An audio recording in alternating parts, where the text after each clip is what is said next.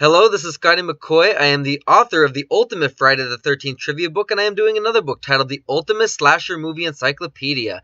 And I am interviewing the cast and crew of the Friday the 13th franchise, and I currently have on the phone with me Rusty Schwimmer, and she played Joey B in Jason Goes to Hell, The Final Friday. Hi, Rusty. How you doing?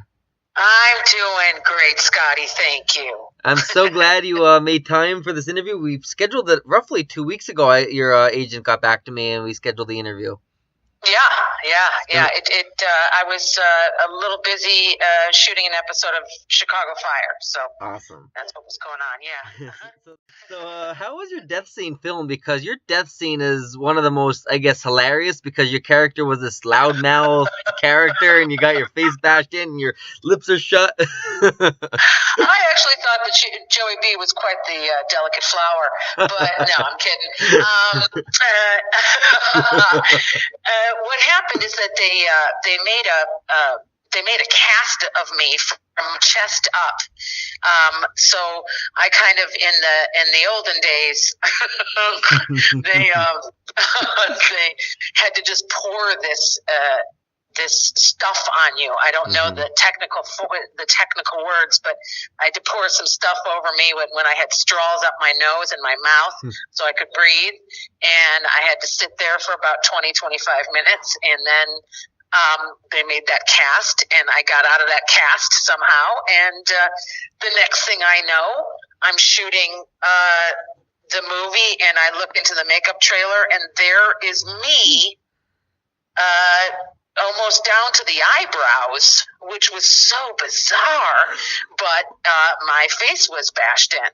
So that's basically what happened, is that, with the magic of the camera, I took the punch from Stephen Culp, who at that point Jason's heart went into his body. So realistic, and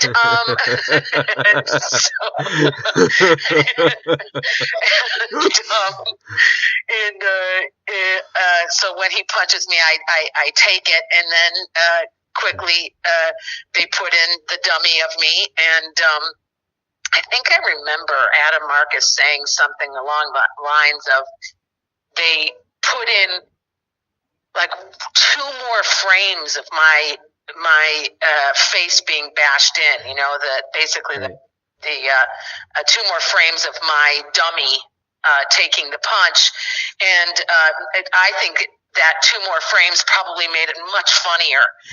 So kudos to Adam and the editing team on that one. So that's kind of what we did, and I had done, westerns before. I'd done some stage combat, so I know how to take a punch for the camera, so to speak.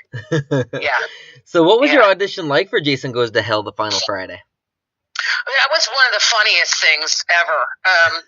I had a manager at the time that was a fabulous bulldog of a manager, and she knew that, let's see, in high school, I'm going to date myself, my best friends and I were obsessed with Halloween and saw it in the movie theater in suburban Chicago.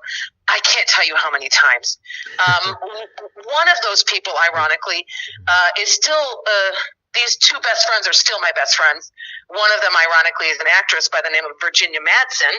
Right. And she and I were obsessed, and our other friend, Jean Campbell, were obsessed with horror films, and we would see Halloween. I think we saw Suspiria 3 or 4 times.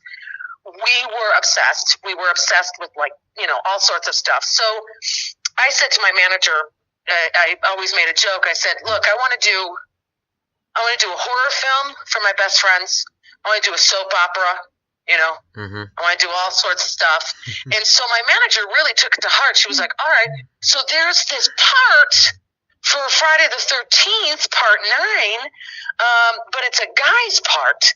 And at that time, that was probably the only way sometimes I could get a part, because they didn't have a lot of character parts for women that were as young as I was at the time. they usually went to older women, character actors. And so she would be very creative. And so she said, I'm going to get you in to this audition, even though Joey B's a guy. And I said, and I got the sides, and I thought that was the funniest thing in the world. I could do my Chicago accent. You know, I could put that on and be totally tough because I worked in a diner myself. And so she kept calling them. They were like, no, it's going to be a guy. And she said, look, the 40 calls a day that you're going to be fielding from me is a lot less time than the 5 minutes you're going to see her. All right. So just go and see her. Right. So I walk in, and there's Adam Marcus, there's Sean Cunningham, and Leslie Jordan was in the room, and I had known Leslie before, so we were chatting, having a good time, laughing. And they bring me into the room, and I kind of did like a psych. You know, I walked in and I did my Midwestern girl thing, like, oh, thanks so much for seeing me. This is so great. I just love the script. Wow. You know? Yeah. And I was just, you know, next thing you know, I was bringing them a casserole or something. That's how, like, you know, squeaky clean and sweet I was, right? Yep. And so they said, all right, so well, let's start whenever you can. And so I fucking do that fucking thing, that whole thing that Joey B does. Yes. And Sean Cunningham was laughing so hard that at the end of the audition, Sean goes, I'm sorry, I was laughing too hard. Can you do that again? Oh, my God. I said, sure, no problem. And I did it again. And then they partnered me up with Leslie Jordan. Now, at this point, it's so long ago, they might have partnered me up with somebody else. Right. But when they partnered me up with Leslie, we totally just knew how to improvise with each other. Right. So it got to that point where I was, you know, even though I was like the tough one and he was more of the delicate one, Right. we kind of would switch it up. Right. And they thought that it was so funny because he was so much shorter than me and littler than me. And I was just this bulldog of a woman, you know? Right. And so then they cast the two of us, and of course we had a heyday. I mean, we were improvising left and right, doing some crazy stuff, and Adam, bless his heart, totally put up with it and said, yeah. You know, what I loved about Adam is here was this 23-year-old guy who didn't have an ego. He didn't have to puff himself up. He was a true creative. So he said, yeah. Why don't you guys do that? Sure, let's keep it, right? Yep. And kudos to Adam. I thought that was, I think, part of the reason why Jason Goes to Hell has such a fan base for the comedy aspect of it, you know? And so that's kind of how that audition was. Awesome. And it was fun. It was really fun. Awesome. I do remember it well. It's funny because, like, your character was supposed to be a guy, and you end up getting the role, and they don't even change the name. Right, yeah. So it could be, right, exactly. Yeah, and I interviewed Adam Marcus, and he is an amazing director. Even though he was 23 then, he's obviously older now, and I'm obviously much more successful now because that was his first feature film. And he still is the most down-to-earth, most humble guy. He did the interview with me. He promotes my book all the time. He always shares my book. He's just an amazing guy. I talk to him in private messages on Facebook all the time. He's just he's just like the most humble, down-to-earth guy. Even though he's famous, he's much more successful than he was then, and he's all these films coming out. He loves his fans, and he loves people that are in the business even, and he's just not stuck up at all. No ego to him. He's just an amazing, down to earth man. And in terms of that, also is on top of just being so down to earth, he really does have a wonderful eye for things, and his what I remember was that his spontaneity was good for it rather than not good for it, because sometimes that happens when you're shooting a movie. Right. But I think that Sean Cunningham did a good job in picking him to do this. Yes. And so, you know, also Adam, you know, a lot of times I get requests and I don't know who people are. And so I Facebook messaged him, and I said, how's the Scotty guy? And he said, he's a great guy. So just so you know, you have mutual admiration of each other. Oh, so. Thank you very much for telling me that. I'm actually going to message him and thank him for that. Yeah, he's a good dude, because that's the thing is that I said, hey man, is he, as you can tell, I'm kind of normal. Right. I don't know if normal's the word, but I don't. I'm not Hollywood.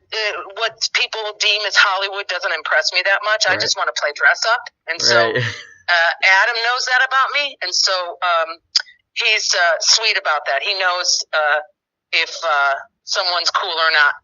And he just thought you were a great guy. So thank you very much. There you go. That's great absolutely. To know. So the last question I got for you is, do you have any future projects that you'd like to tell the readers about?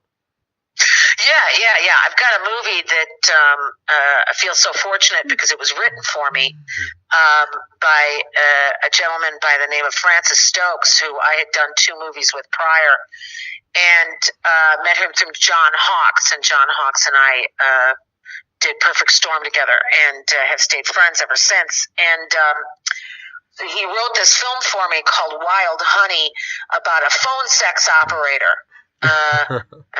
That's me. And I fall in love with a caller played by Timothy Amundsen from Psych and Gallivant, great actor. And